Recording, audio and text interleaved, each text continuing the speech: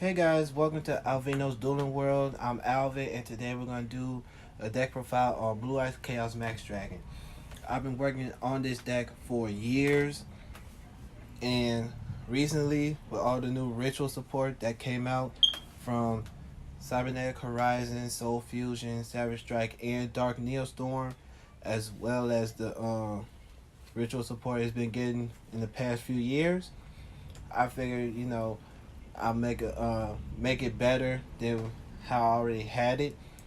I did take it to YCS Chicago a couple months ago, and I didn't really do too well. I mean, I did beat some of the decks was that was considered meta, but I was outside of that, I didn't make any tops. So you know, you win some, you lose some. But anyways, um, I made this deck a little bit better to make it fun for casual play, and probably make it fun for competitive play. You never know. You never know. So without further ado, let's go ahead and get into this video. To start things off, I run 3 Blue Eyes Chaos Max Dragon. A 4,000 beast stick that can't be targeted or destroyed by card effects. And when he deals damage to an opponent monster in defense position, he deals double damage. So if you have Tsuchinoko on the field with 0 defense in defense mode, I can ritual summon Chaos Max and attack you for game. Um, One Blue Eyes Chaos Dragon. He's part of my two card, two three, two three card OTK combo, where is I have Chaos Dragon and Chaos Max on the field, and his ability is he also can't be targeted or destroyed by card effects, but when he declares an attack, my opponent's monsters are able to change battle positions except Link monsters because they don't have defense points. And the monsters that change their battle positions have their attack and defense goes to 0. And he deals battle damage to a monster in defense position. So I can have Chaos Dragon and Chaos Max Dragon on the field. I attack with Chaos Dragon, have its effect to change battle positions of my opponent and change their stats to 0 and deals 3,000 points of damage. And I have Chaos Max in to finish them off. It's very easy to do in the deck build that I made, but sometimes you have to do it with perfect timing because you don't want to go too ahead of yourself and summon both of them out, and all of a sudden you're not able to do it. It's all about timing for this deck, in my honest opinion. Two, Magician of Chaos. I use him for both of his effects really, instead of just his first one. His first effect is a quick effect, whereas when your opponent activates a spell card, I can target one card on the field and destroy it.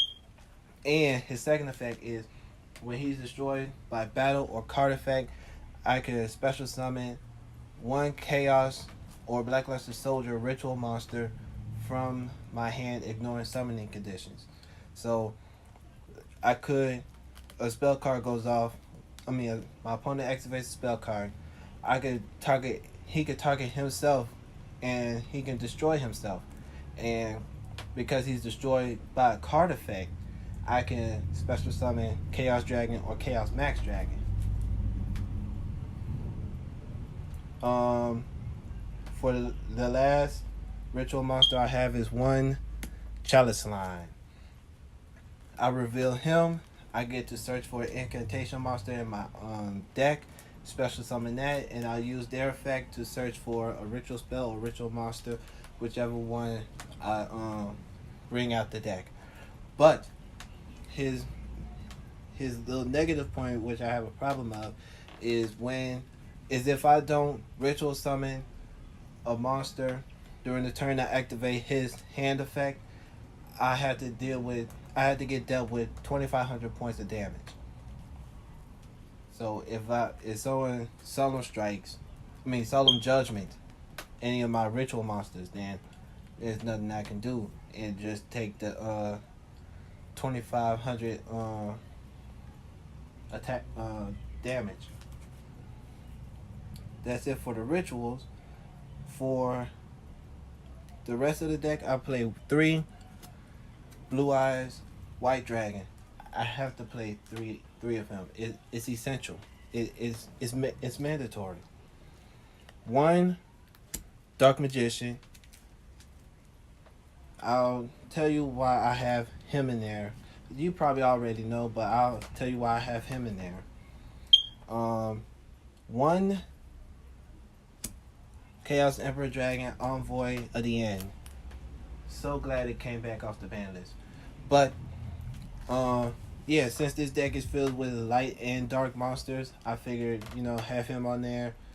Put a 3000 powerhouse on the field along with Chaos Max or Chaos Dragon. And probably if need be, I'll use his second effect, which has been nerfed real hard. Other than that, I play 1 Beginning Night and 1 Evening Twilight Night. Now, the reason I have them in there is part of the reason why I have Chaos Emperor Dragon in there.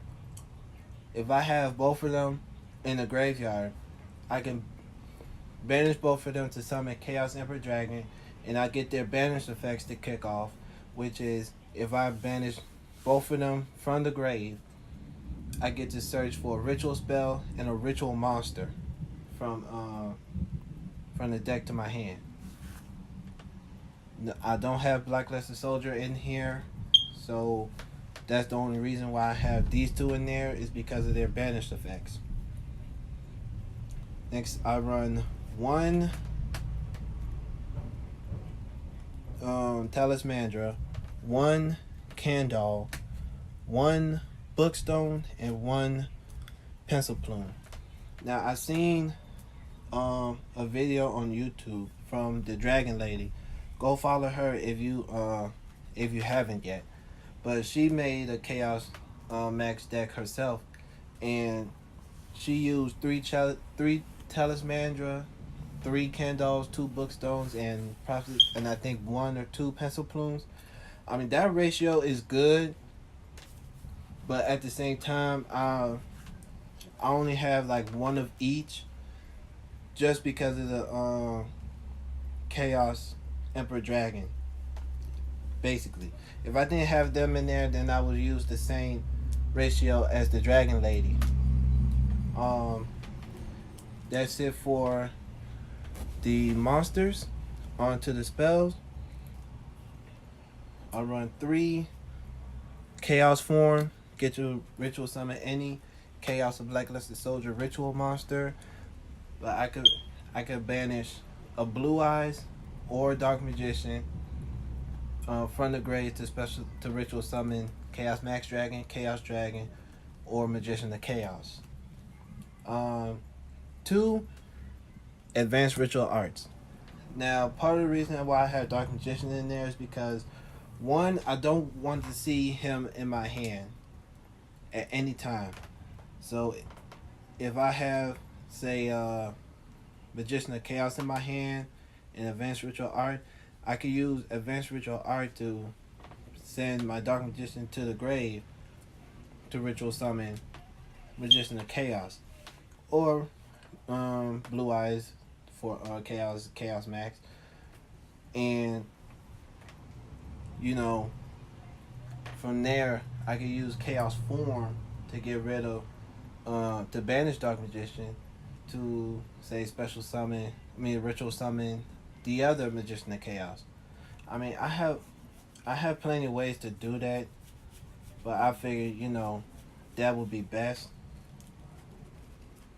Even if I do have Dark Magician in my hand, I do have something to help me get Magician of Chaos out a little bit faster as well.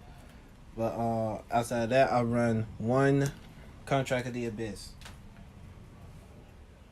People barely knew of this card. It's been out for years now, and Dark Crisis, I believe, and his and I get to ritual summon any dark ritual monster. So guess what's my deck is filled up? Dark ritual monsters. Except for Chalice Slime, I believe. Oh no, Chalice Slime, he's dark as well. But yeah, so I run one of that. Also, I also have it out as bait. You know, just in case in the second game they in game two they know that I'm playing Chaos Max. So if I do Contract of the Abyss to ritual summon my ritual monsters, they'll probably get rid of that, and then I'll go on and use Chaos Form or Advanced Ritual Arts or Incantation Inception. Now that card I can use the incantation monsters that's out on the field to ritual summon my ritual monster, and it doesn't restrict the the the level of stars needed to add up for the ritual monster. So that's like the Blackluster Soldier ritual, whereas I could ritual summon Blackluster Soldier, and it has to be 8 or more. Whereas in Chaos form, it has to be exactly 7 or 8 level. And just in case, worst case scenario, I do have Dark Magician in my hand. I use Preparation of Rites to search for Magician of Chaos and a Ritual Spell card and add it to my hand. So worst case scenario, I had Dark Magician. Like I said, I'll use Preparation of Rites to search for the ritual cards. 3, the Melody of Awakening Dragon,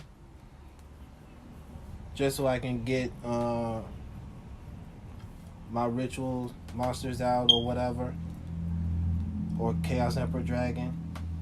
2, Return to Dragon Lords, mainly because I'll have a Blue Eyes in my grave, and I want it out on the field for whatever reason, and it also protects my dragons from battle damage, or if it gets destroyed by a card effect. 1, Monster Reborn. Everybody needs one. 2, Called by the Graves. I don't want to get ashed with Melody or the incantations or whichever. 2, Creature Swaps. I added them in there after I seen the Dragon Lady's deck profile video of why she had them in there, and with the incantations being at 0, that's real good to have in there. But the backfire of it all is that you don't get to choose which monster you can take from your opponent. Your opponent chooses for you. So while I run 2 of those, I also run 2 packet swaps. Packet swap is probably my favorite upgraded creature swap, because you get to choose the link monster your opponent has and a monster that I have that's not a link monster, and I get to switch both of them. So if my field is full of incantations in defense mode, and they got, say, Borlo Dragon on their field, and they have your Chaos Max because they attacked, then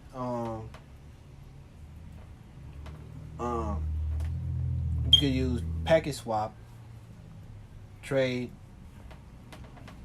1 incantation for Borload, and you get Chaos Max back. that I know that's the worst example, because if they have Chaos Max, that's automatic game. But I'm saying that, to get a picture of what's going on, of what to do with package swap.